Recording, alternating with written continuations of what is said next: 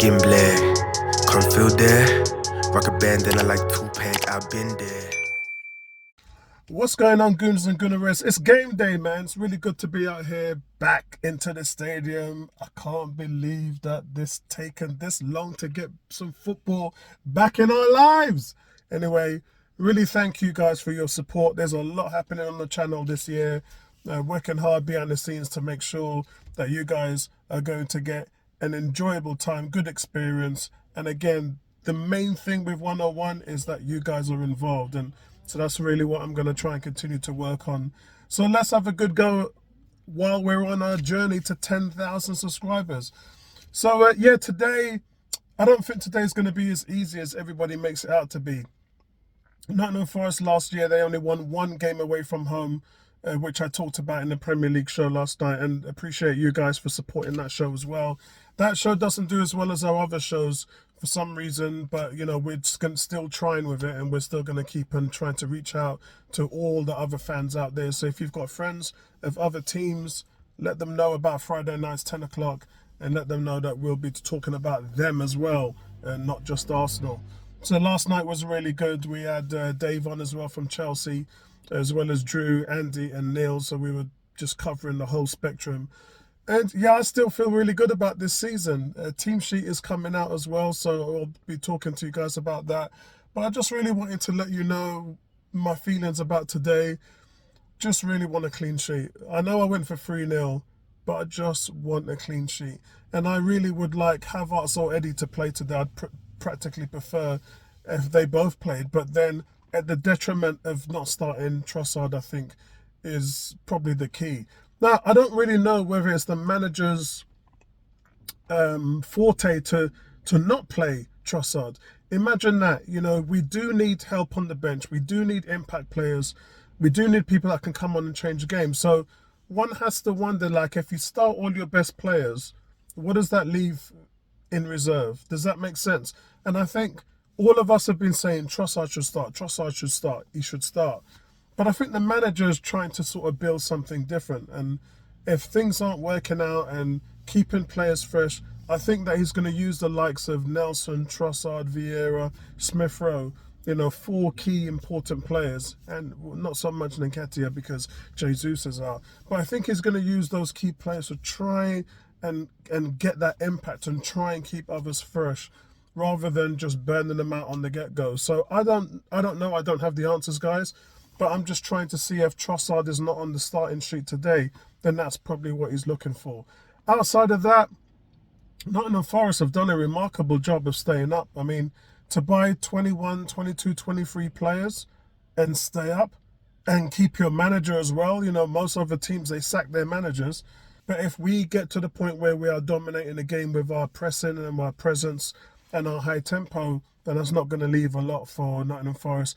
And the thing about these teams, guys, is if they come to the Emirates and they go down within the first 15 or 20 minutes, it's not a good sign from them, and then they're on the back foot, and it doesn't make them as inventive as they want to. So yeah, a lot of good things. Looking forward to today. Urian Timber as well. That's a fan favourite over pre-season.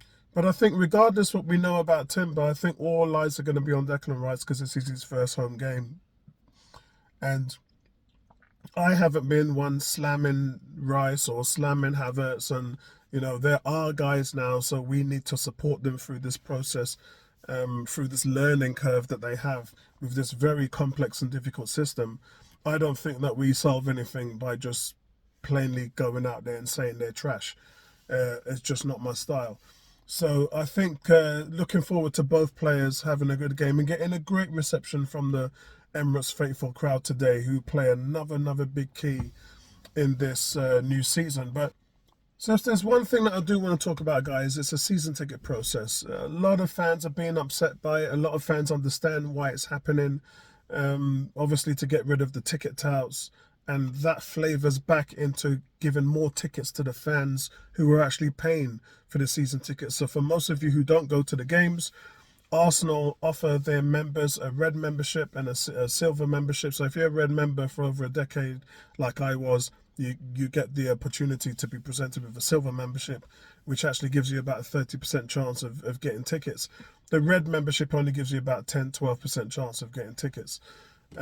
So you just don't have any luck. There's something like 200,000 red members fighting for like 8,000 tickets.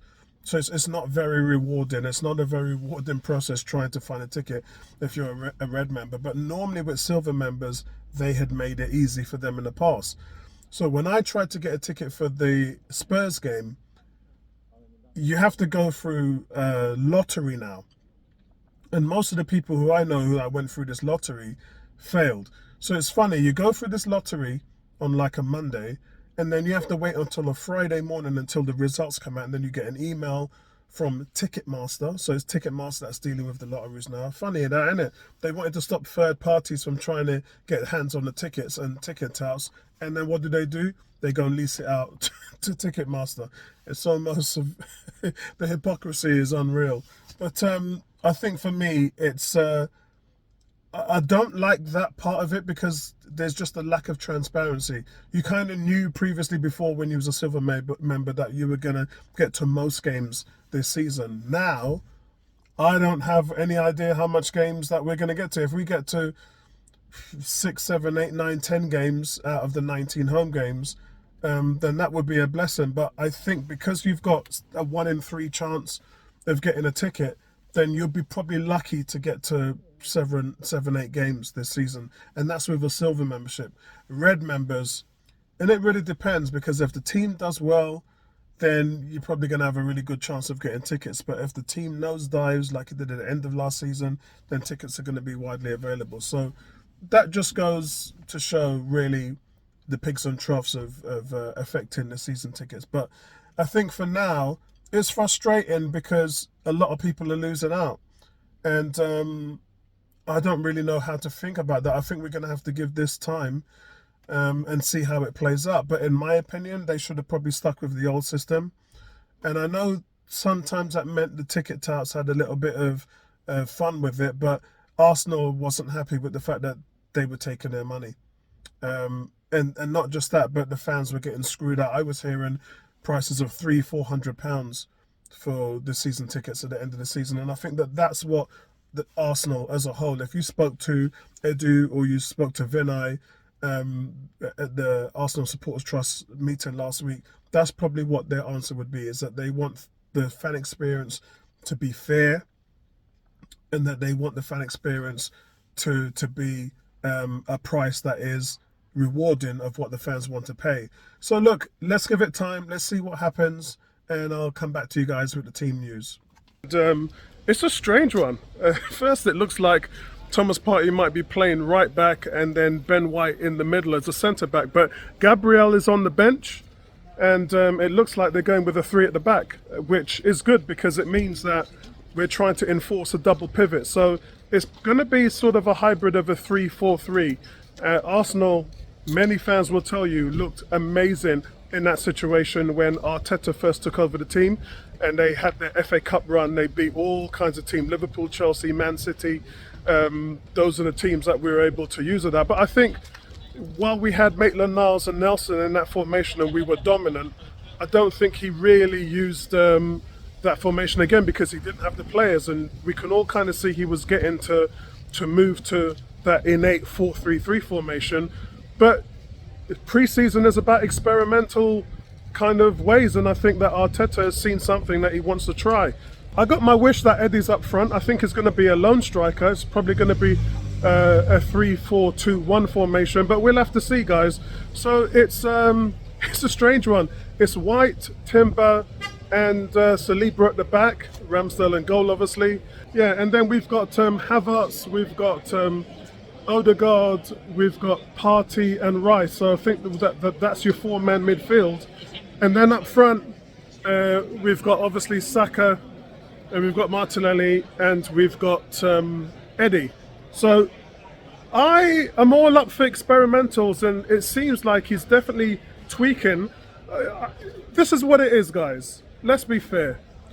We've got some people in the fan base that are constantly moaning about Arteta won't try new things, and he only knows how to play one way and everything like that. So Come on, guys, let's be fair. You can't have your cake and eat it too. It's what is it? It's either that he's experimenting and he's trying things new, or that he's stuck and playing the same way. You can't have it both ways, guys. If he's experimenting and trying new stuff, then you've got to give him credit for actually to help involve himself. Because remember, he has to evolve as well. It's not just the players. As a manager, Arteta has to grow. And what we're seeing here is something that might work out and it might not. But whether that happens or not, I'll talk to you at half time and we'll see how it goes. I've still gone for 3-0 Arsenal, but I'm all about enforcing the double pivot. And I've said this 6 months ago. I said Arteta, since the day he walked through here, has been trying to get the double pivot to work. And it's about having the right type of players in the right system. Every team out there in world football, the top teams in the world, play with a double pivot. And that way you get to deal and handle with anything that's thrown at you. And Arsenal, unfortunately, being in a single pivot for most of last season, we became unstuck when teams was using various different formations against us and the long ball. So it's a kind of a weird one to talk about, really. But for me, guys, I think that this is something that is on the menu now. Declan Rice was brought in here for a reason. Yes, he can be trialled at the number 8 and move forward like Xhaka did and score a lot of goals. But I think the problem with that is we all know when Xhaka played in the midfield, he wasn't that great. So they moved Xhaka up front and then he became a fan favourite. So I think Declan Rice is here for a reason, guys. And we're going to utilise all of that ability for duels, aerial duels, passes intercepted, all the tackles and all the wonderful things that he's done. Yeah, guys, it's just been confirmed that the reason why Gabriel's not in the team is for tactical reasons, and he obviously sees that there's some value in starting Thomas Partey as that hybrid right back or midfielder and Declan Rice in the double pivot. So there's definitely a reason that he's done that, and we're going to have to see what Arteta has seen, because they've been working on these things in practice down at London Coney. So I think it's fair to say let's have a shot, let's have a look and see how it turns out. I'm just about to go and meet Nay now, so I'll catch up with you guys soon. Yeah, guys, there's a little bit of drama here at the gate. Nay's saying that. How long have you been here? 5 minutes. I'm not moved, not taken one step yet. Yeah, and it's possibly because, and again, my guy over here is saying the reason for that is because of people are not downloading the app. They haven't downloaded the app, so the new ticket system is just mashing everybody up. So I already talked to you guys about the membership, the red and the silver, and how hard it is. Now we've got to do a lottery in order to get tickets, and now there's all this stuff going on. So yeah, I'm sure we're going to talk about this when we have the podcast tomorrow. And they better delay the game if we can't get in. Yeah, we're probably going to see some of that as well. All right, guys, listen, talk to you at half time, guys.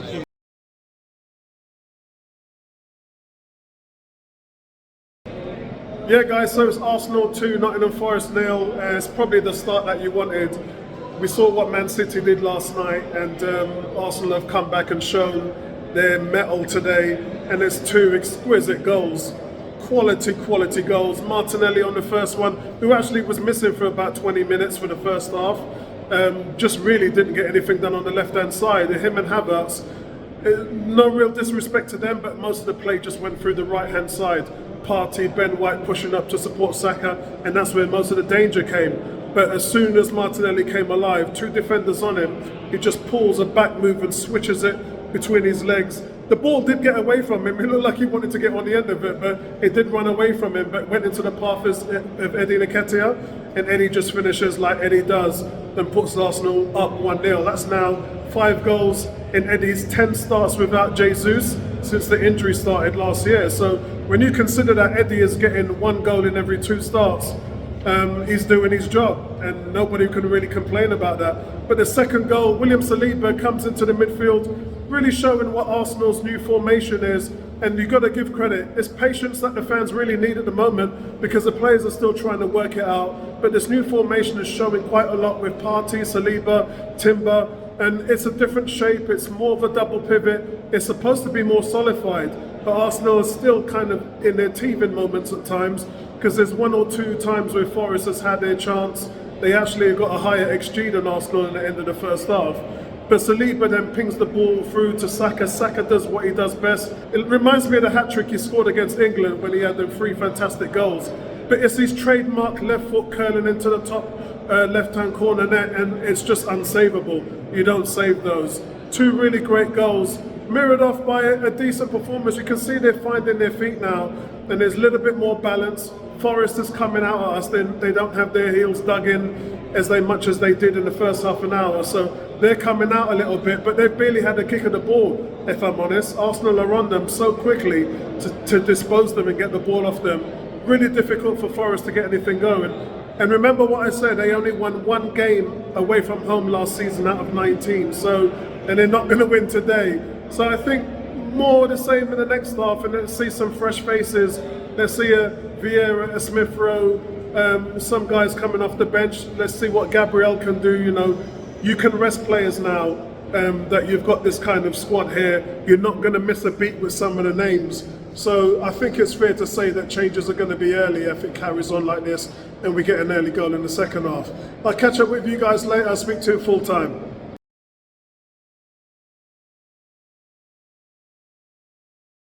Yeah, what's going on, guys? The game ends Arsenal 2, Nottingham Forest 1. Yeah, second half wasn't as good. Didn't have the pace of the first half, and a lot of the levels dropped. I thought that the subs should have probably been made earlier, but overall, I think it was a little bit of a mixed bag. You got to talk about, first of all, the Nottingham Forest goal. You thought that there should have been subs that would have been made before that, but it just didn't happen. And Havertz got fouled on the goal anyway, so I thought that it should have been paid back. But they wasn't interested. In fact, the ref wasn't interested in a lot of things in the second half. He just let a lot of the play go. There was a yellow card for Ben White as well, who took a little bit of time to take the throw in. So, you know, we all know that they're cracking down on that. But overall, look, guys, all we need to do is keep pace of Manchester City. The performance, as long as everything comes out to wins, then that's all we need. It's a critical part now of our development where we have to think about what is going on in terms of getting those 3 points. And I'm happy the fact that, you know, for me, we dominated long periods of the ball. We had 87% possession in the first half. I mean, you look at the amount of goals, you know, in terms of goal attempts, shots and things like that. Forest for long periods were nowhere. But as soon as they started getting on top of us, he brought on Gabriel as well. That started to solidify little things. Trossard, he brought on. Trossard was fantastic. The work that Trossard was doing in terms of recovery and winning the ball was brilliant. And he was getting down to field. They put Havertz at the point as well, which kind of worked. They went long to him a few times. He had a few one-on-ones. Looked like he might have hurt his hamstring on one. But I thought Havertz was really good in the second half. His combination play with Martin Odegaard is something that Arsenal fans have to keep an eye on this season. Once that gets clicking, it's a long way from perfect, but once that gets clicking, it's going to be absolutely fantastic. You can see they want to mirror what Odegaard does on his side with Havertz, and Havertz is exactly the player to do that. Talked to a lot of fans today in the stadium about Havertz being a number 9.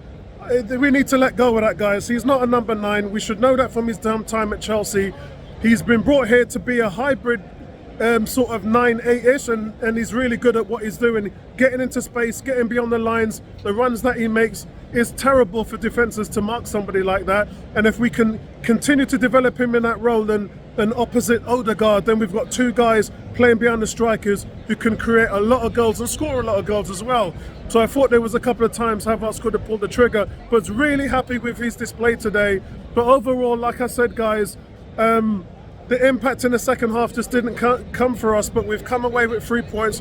We have to match City stride for stride, and so I'm really happy with the result. But I'll speak to you guys later. Michelle's bringing back 3 bad, 3 good, so I'll cover that tomorrow in the podcast. Catch you later, man. I'm tryna be a black king.